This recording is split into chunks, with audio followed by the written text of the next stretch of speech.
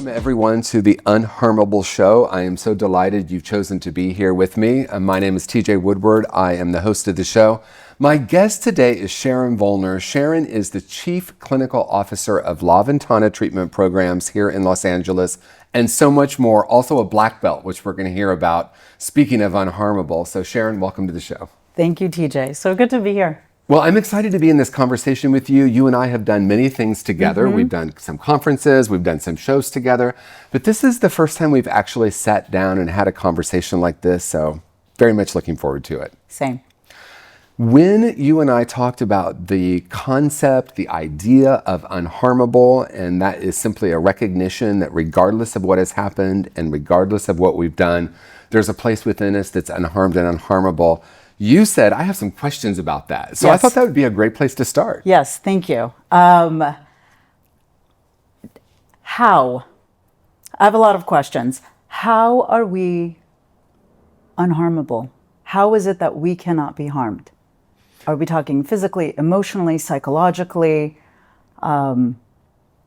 I'm curious. I've got questions, I've got thoughts. I've ruminated about this for quite some time, so I'm really excited for this conversation. Well, I love it. So, you know, one of my frameworks is that we are like a house with 4 rooms: physical, yes, intellectual, emotional, and spiritual. Yes. And so when I'm talking about a place within us that's unharmed and unharmable, I'm talking about that spiritual essence that we are.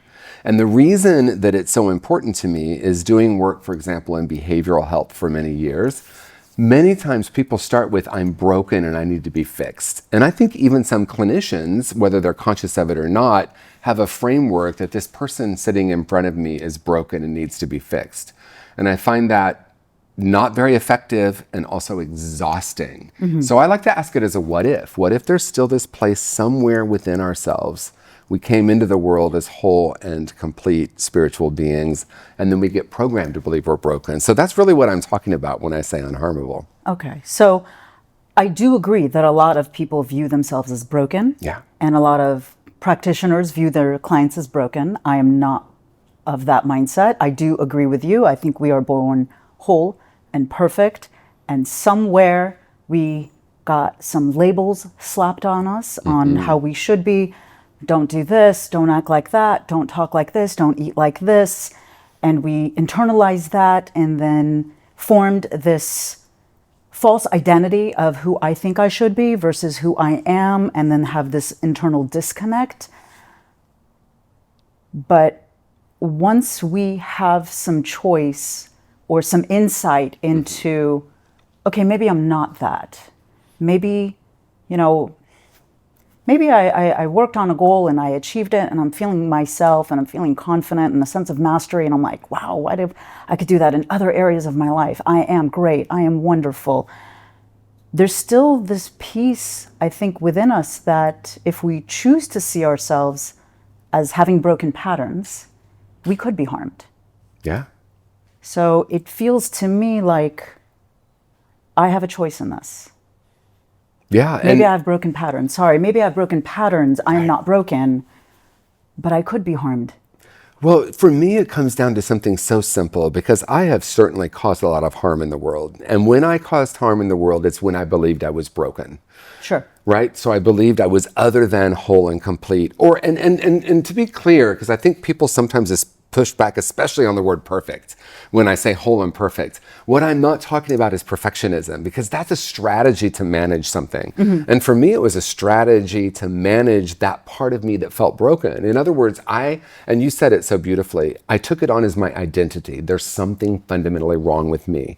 And when we think about healing trauma or recovery or doing therapy work or a wellness journey or a spiritual path, if the starting point is there's something wrong with me, of course people aren't ready to heal that. Of course people aren't capable of looking at it and healing it. So people end up coming to treatment multiple times over and over and over again, and they're in this pattern. So as a starting point of what if there is this place of essential perfection within you? What if there is a place that's unharmable?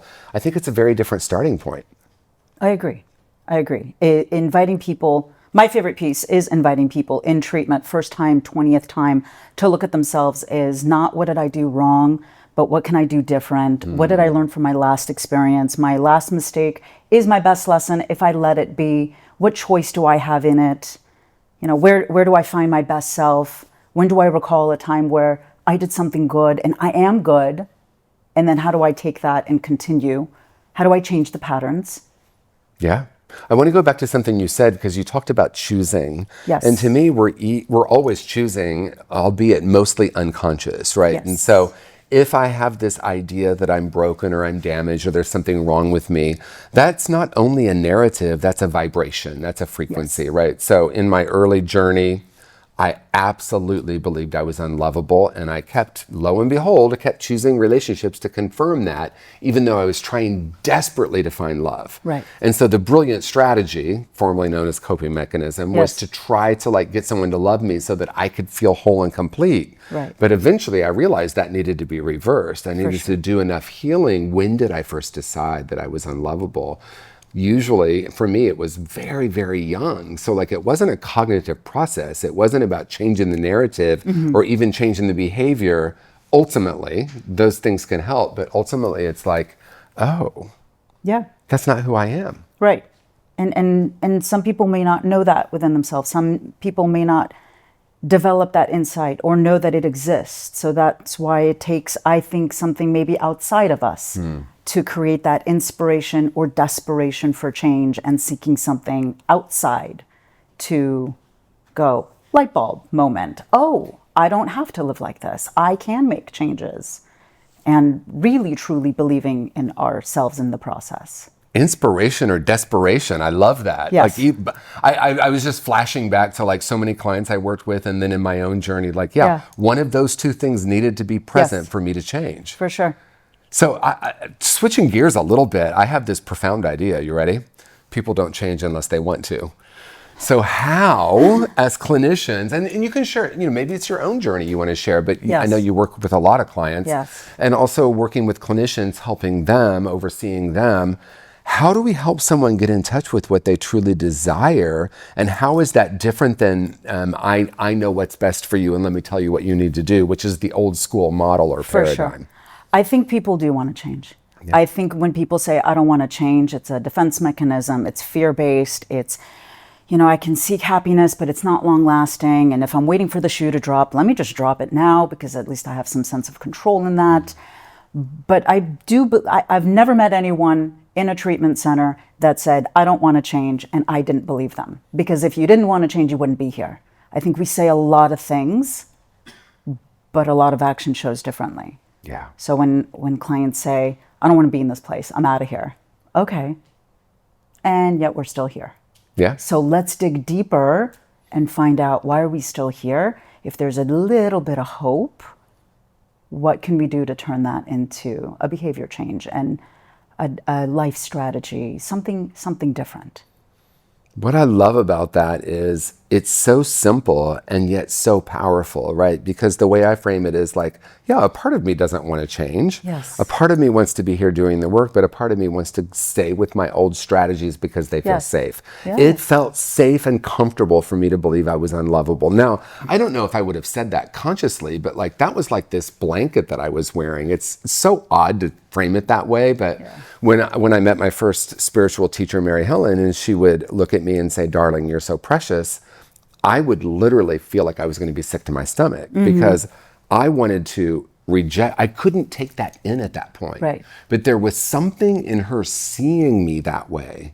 There was something in her seeing the essence of me beyond all the absurd behavior of trying to get love or, choosing people to confirm the core false belief. Sure. That started to shift me. Right.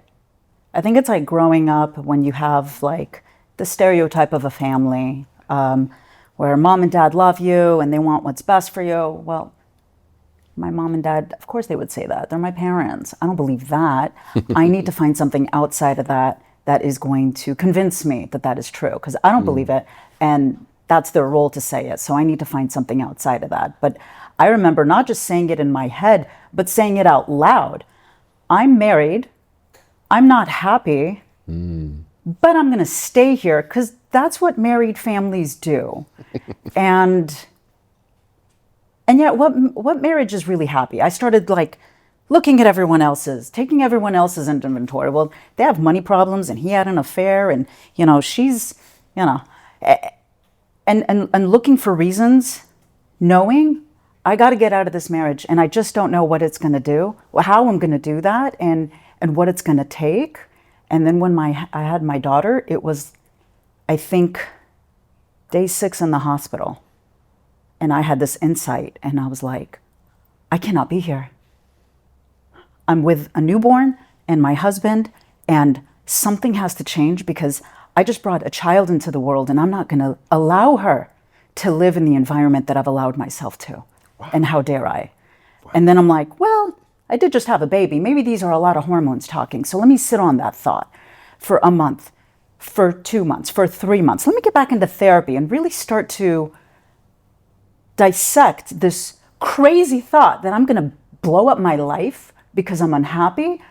And the more I thought about it, the more I started doing really my internal work and journaling and finding my reasons why, I realized I am being harmed in this dynamic. I'm allowing it. This is abusive, and I will not allow it, not just for my daughter, but for myself. We deserve better. And once I made that decision, I was out. And I never looked back. I am fascinated by, once you had your daughter, it sounds like you looked at your life through a different lens. Completely. Right, like a different awareness of like what is okay and what isn't. Well, what came next? I'm curious. Like, what was the journey of like separating? It was coming into acceptance that I'm going to be a statistic. I'm going to be a divorced single mom. That comes with a stereotype and a story. And I don't want to be that lady. I certainly don't want to be the lady that I was. And I had to come up with something different. I had to take a risk and start a different life, whatever that looked like, and not look back. Because I was now choosing not to be harmed. I was now choosing not to put my daughter through that. And whatever comes, comes. So I really just leaped into a new life. I wanted nothing to do with my old life. Kind of like when our clients talk about recovery and sobriety. I don't want to be who that person was. I don't want to live like them. I don't want to crave and be triggered and live in this isolated prison that I've created. Well, it's fascinating too, because I'm curious. Well, let me ask this first. I'm curious, does this parallel you working in the field, or were you not working in behavioral health yet? What was happening? I'm just curious. Oh, I was a textbook cliche therapist. I was going to start a private practice. I was newly licensed. Yes. And I was a mom, and I was happy. If you asked me, I was absolutely in the behavioral health field, but I was also not recognizing that I'm sitting in my own stuff, and how am I going to help my clients if I'm in my own? How am I going to help my clients if I'm not? If I'm sitting in my own stuff? How am I going to help them break through theirs? So it was one more insight of, I'm working in the field, trying to help people find better lives, and I'm coming home and I'm such a hypocrite. And would anyone ever respect me if they knew that I'm also a professional, also living in the shit? Well, and I think about the weight of that, and you now, of course, are singing my song and like what I'm most passionate about, and that is helping clinicians do their own work in whatever way, helping healers heal. Because I think there is this idea that we're going to be therapists or coaches or recovery counselors, whatever it is we're doing, we're choosing to, in some way, be seen as the expert in something. And I think that is such a trap, because ultimately I'm a human being connecting with another human being, and what gets in the way of that sometimes is me like being in the midst of my own process, but somehow separating it. Mm-hmm. And I know the old school way that people were taught was like, leave your stuff at the door. Don't bring that into your work. But I hear you saying like, oh, it was weighing on me. It was completely weighing on me. And I didn't like the textbook that, this is what I grew up as, and this is who I am as a great clinician, and this is who I am at home. So then how could I be a great clinician if there is these two opposing views, and I'm really not the expert, and really we are all the same, and I'm just a few decisions away from my client who is sitting in front of me. And really we're all clients somewhere. We're all a client of our our dentist, our primary care physician. Hopefully we have done our own work through spiritual counseling or religion or therapy, whatever it is. So we are human becomings. We're not done. We're constantly evolving. And I think that's a disconnect that I learned. And then I wanted to bring it together and repair and completely throw away that cape, as you talk about, like wearing the cape and walking into work. And now I walk into work and I'm just like everyone else in the room, except I wear the monkey suit. But we're just people. We're just a few, steps along our path. Maybe you're just a few steps ahead of me, behind me, but at the end of the day, we're just people. I may have some textbook knowledge and some wonderful credentials and letters, but that just gives me just a little oomph. It doesn't make me better than, it doesn't make me the expert, and surely not the expert in your life. Right. Well, and what I love about that too is that, like, I imagine like walking ahead and walking beside, right? Once I'm walking beside someone, and I personally think that having all of our own opportunity to do the deeper healing in the midst of the work is so powerful. And I don't know if we talk about that enough, because all of us go through things at different times. And I might be, fully working in the field, seeing myself as a healer, seeing myself as a great therapist, counselor, or coach. And then I come up against something where it's inviting me to go deeper. And that deepening actually makes us profoundly more effective, because then I can take off the hero cape. Right. And then I'm not here to save you or rescue you. I'm here in our shared humanity. I do this exercise. I sometimes do this exercise called I, it, I, thou. And I, it is like I see you as an it. And that it is you're the client. And my it is I'm the expert. And as soon as I'm doing that, I'm here.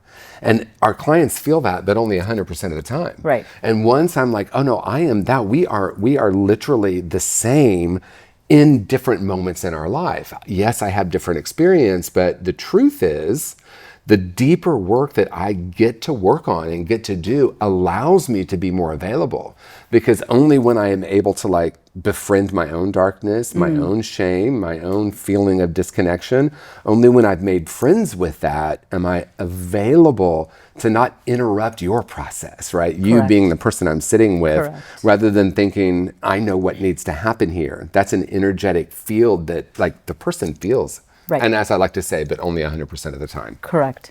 And when I'm sitting in a room with someone and we have this shared experience, when I am in my best self, meaning I am open, I am vulnerable, I am clear that I have and am doing my work, because it's an ongoing process, then I'm comfortable enough to sit with you and we can have this shared experience. Versus what I have seen and supervised and tried to help change, being a clinical supervisor with clinicians, having all the skill sets, and they're so excited and they're brand new in their shiny toolbox. And, how does what I learned in school apply here? But now the client brings something up and, I haven't even done that work and I don't like that. And now I'm going to redirect it for my comfort, but I'm going to tell you it's for your comfort.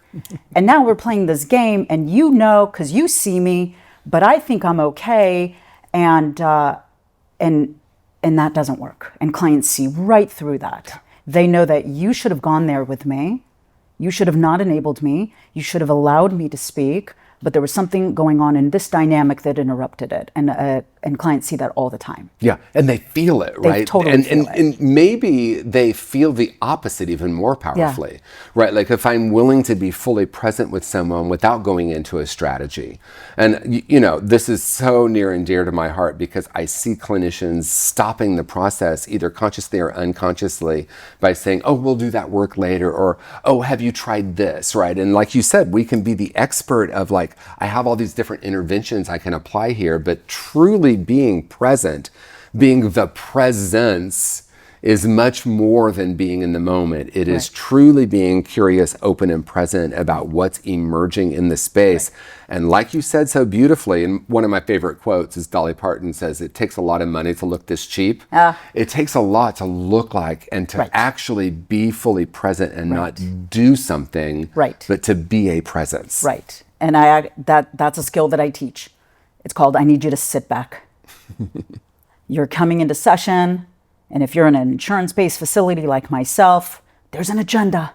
I have a biopsychosocial, a suicide assessment, a progress note, a treatment plan. I've got a list of things that all these people need me to do. So I'm going to sit with my laptop and I have an agenda for you.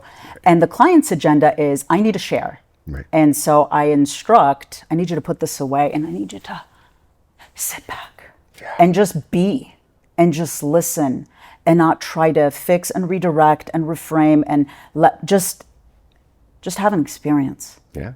Let them feel heard. It's probably the most successful tool. So simple and yet so hard. Because for newer clinicians, they get stuck. We get stuck. I've been stuck. I need to go in there and do something. I need to prove that I have a master's and I'm going to use it wisely. And sometimes that's not what the job is. It's listening. And all those beautiful skill sets and modalities, they will come into play when it's time. But if I teach all these brilliant strategies and you don't trust me, then there is no therapeutic alliance. There is no work that we're going to get done because you see that I'm trying to do things and you just want to be heard. Yeah, let's talk about that alliance because this obviously is, to me, the essence of the work we do. We talk about therapeutic alliance, which truly means connection, like a deep and profound connection between two souls. And we might not call it that. I might even be so bold as to say, I'm here to be the energy of love with you. You know, we have people who come to us who feel so broken. And the bottom line is shame doesn't heal shame. And so if there's anything that I'm doing or saying that in any way indicates you should be doing something other than what you are doing, that is a felt sense. And in many cases, it's familiar for the person sitting there. They might almost welcome that. But when they feel true presence, something powerful happens. Because as you said, at the deepest root, all humans want love and connection at the deepest. Now, we might have all sorts of layers of like defenses that, you know, we might say, no, I'm not looking for that. Please stay away, right? I might have this avoidant attachment style of don't see me. Ultimately, though, we all want that. And what happens in the experience of that is something that can be so profound, because if you look at addiction, for example, we tend to like teach our clients a bunch of tools. And I guarantee you, I can walk into any treatment program, including any of yours, and find a client to teach a relapse prevention group. That's not what facilitates change. It's this alliance, it's this connection, it's feeling something from within and having some kind of internal shift. Right. It's the experience. I've actually started facilitating groups a little differently. I'm not here to teach you, we're here to have an experience. And those brilliant coping skills do have a place. And I know that, you know, don't do drugs and here's the neuroscience of the brain. And that's all great, but it doesn't facilitate the change. Right. The shift will happen when the experience is felt. And not everywhere, and not everyone is at that starting point. Right. So then we start with don't do drugs, and here's the cognitive behavioral therapy model, and here's IFS, and there's a really great place for all of these. In addition to, you have to have the experience for all of those things to work. Yeah. And if you look at addiction, and this might be overly simplistic, but addiction in its simplest form is I don't want to be here now. I don't want to be in this experience. I'm finding something outside of myself to try to shift the experience of this. Right. And sometimes it's been years or even decades for our clients. So if a client can sit for 2 minutes, which seems like an eternity to them, if they can sit for 30 seconds and realize, not cognitively like, oh, I'm okay, but like, oh, I'm okay. Something shifted here. And then we don't even have to go back and talk about that. That's just an experience. For sure. Yeah. The experience is really good. And after you have the experience, now we can implement journaling. Now we can implement reflection and 12-step and all the other things that fall into place. I'm curious because I know in the field of addiction treatment, there's this almost badge of honor as being a person in recovery. And I'm so curious about that. I worked at a program in San Francisco for many years, and I was the only person in recovery from addiction, classically in recovery from addiction. No clients ever asked about it. And yet I go to a lot of programs and I hear clients saying, are you in recovery? Are you in recovery? And what is it like for you to work with people in recovery and not in recovery? What's your journey been in that? And what's the importance of that? Is it important? Yes, and recovery. So I am not personally in recovery. I'm a recovering human being, Yeah. but I'm not in recovery from addiction or alcohol, substances and such. I think the knowledge and understanding is very important. People in recovery consider me a cousin because I speak the language, I understand the family dynamic. I'm very passionate in wanting to educate families, understand their loved one who is struggling with addiction and how it manifests. Are they a thief, and they cheat and steal and they do all these horrible things, and those are the side effects and symptoms that come with addiction, and who is their loved one who would never do those things if they were not under the influence. So helping them differentiate between what is addiction and who is their loved one, and when do they, come together in full force, and how do you get your loved one back? Same with mental illness. The person who has the mental disorder, the mental health issue, and their loved one. When the two of them come into play, families lose a sense of who their loved one is. Where do they go? Is there hope? It's hopeless. They're never going to recover. We're never going to get our loved one back. So there is a huge need and piece to understand addiction, but not necessarily be in recovery. And I think the badge of honor is I've been through this war too. I could relate. Yes. I understand when you're talking about the trenches. I've been there. Now, I've never been in those trenches. I understand different trenches, and I can relate on that level. But see, the important thing is the connection. Yes.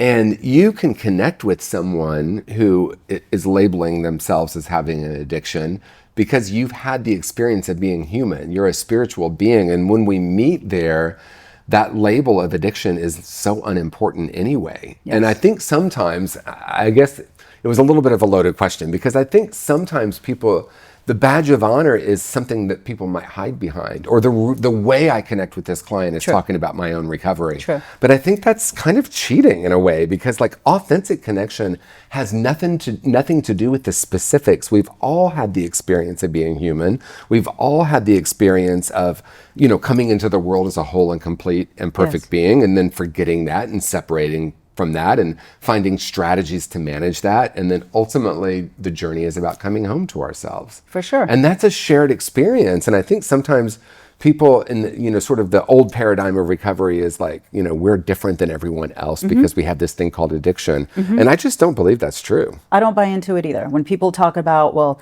I'm an addict and therefore I have negative character defects, you're human, and we normies also have those things.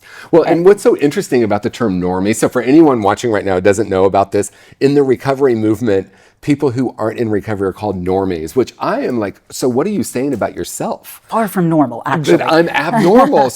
And when you can say that, but I mean, Yeah. if I'm saying you're a normie, I'm immediately saying I'm abnormal. Correct. And there's such this sense of I'm damaged and broken. Right. And that's why conscious recovery comes in and says, shame doesn't heal shame. True. Right? And to be able to reconnect with the truth of who and what we are, that's the healing process. Right. And every human being is on that journey. Right.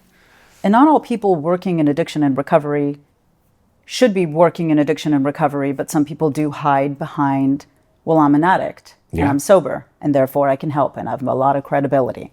And that's just a piece of it, but there is so much more. Walking into a room and saying I'm an addict doesn't qualify you as a person to offer counseling and be in the room. Let's go a There little needs to deeper, be more because than that. I want to talk about the theme of my conference this year is from pathology to possibility. Yes. And I want to, because what we're speaking of, the pathologizing and then seeing someone as their pathology, because Right. addiction is a pathology. It's it's a label that gets put on us.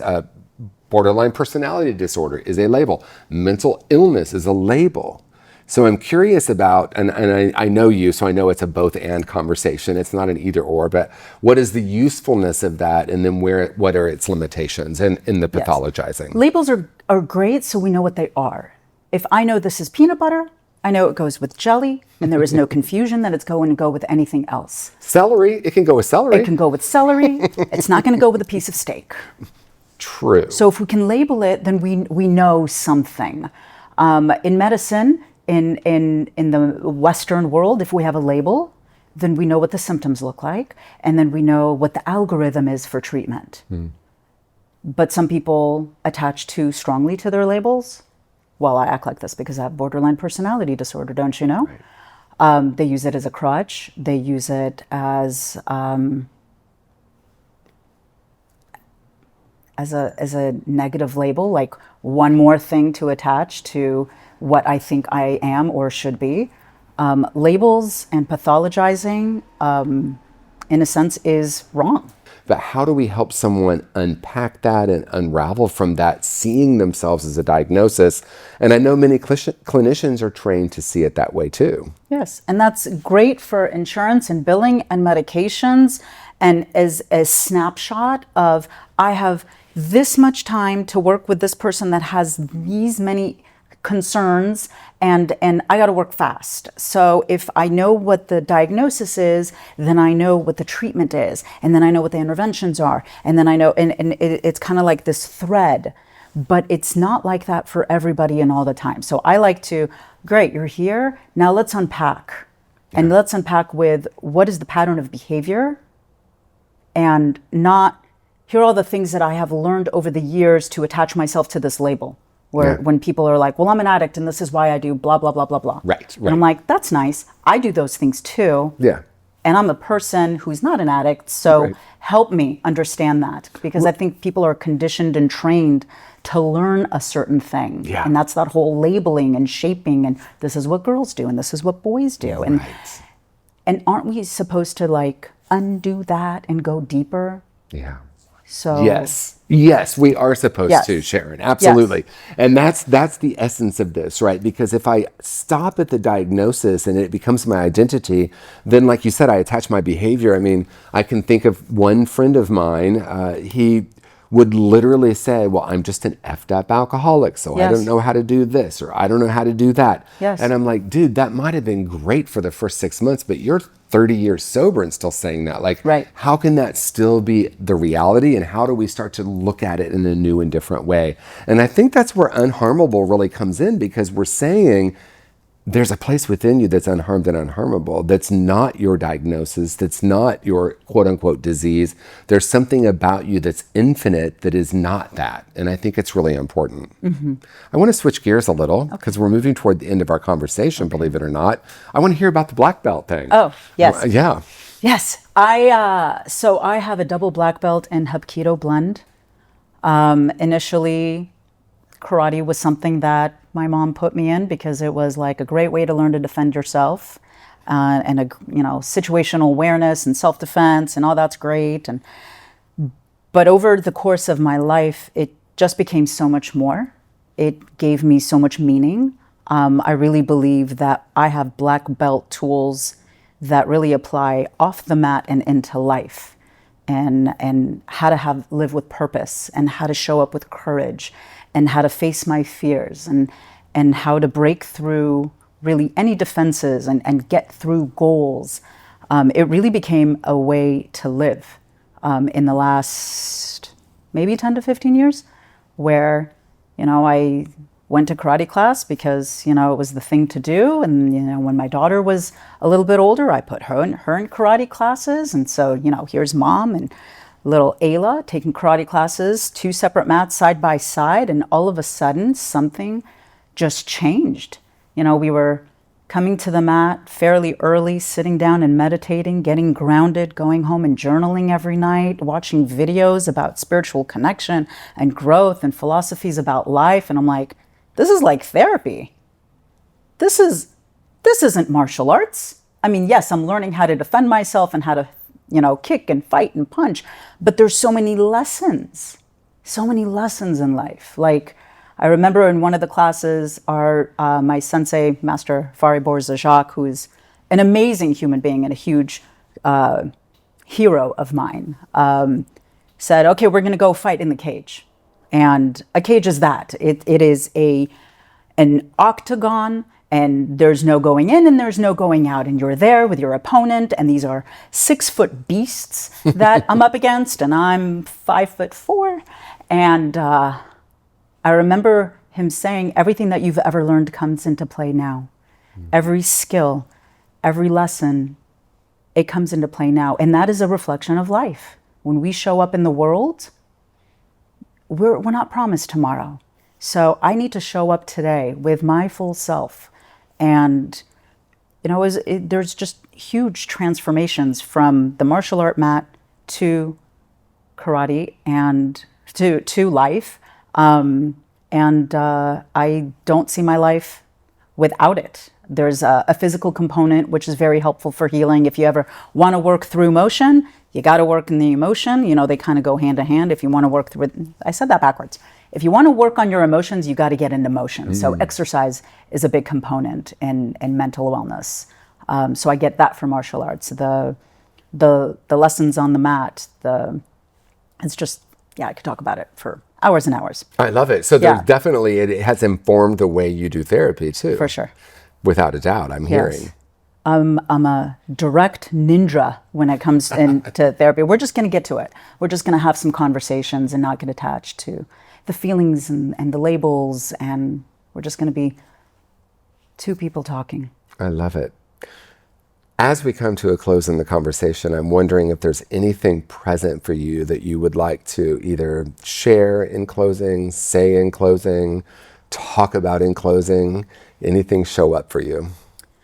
I like to go back to the idea of curiosity, not judging what we don't understand, not pathologizing, really getting curious about diagnoses, about people, about symptoms, about the relationships and connections that we form with our clients, about ourselves and how our own internal growth and process, healing ourselves, is the best gift that we can give our client. And I know that you recently talked about that in a previous episode.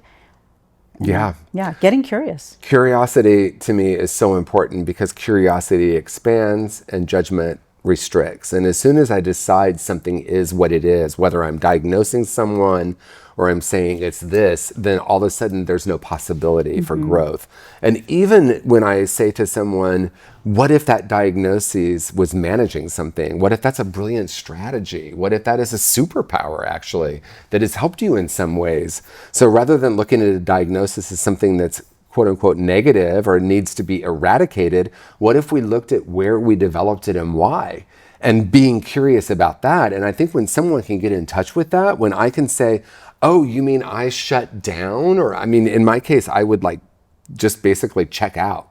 And I was really brutal about that. I shouldn't check out. I should be more present. I should be more available. And then when I started to understand that as a little person, that was the way I felt safe, and that became my automatic response when things got difficult, I became really curious about that. And in that curiosity, I started to say, it's not really bringing me what I truly desire. And when I got to that point, things shifted, which is why I'm so passionate about holding a space for someone to get in touch with what they really desire. Because once they have that, everything changes. Absolutely. Well, thank you for this conversation. Thank you. As always, I've loved being with you and I've loved being in conversation. So obviously all of your information will be in the show notes so people can reach out to you. But I just want to say thank you for being you and for saying yes to the show. Thank you, TJ. I appreciate it. And what I want to say in closing, if no one has told you yet today, you came into the world as a whole, complete, and perfect being. And that is still the essence of who and what you are. So regardless of what you've done, and regardless of what's happened in your life, that is still there. There is this place within you that's unharmable. And life's journey is about what needs to be unlearned so that we can return to that knowing. Peace and blessings, everyone. And thank you so much again, Sharon.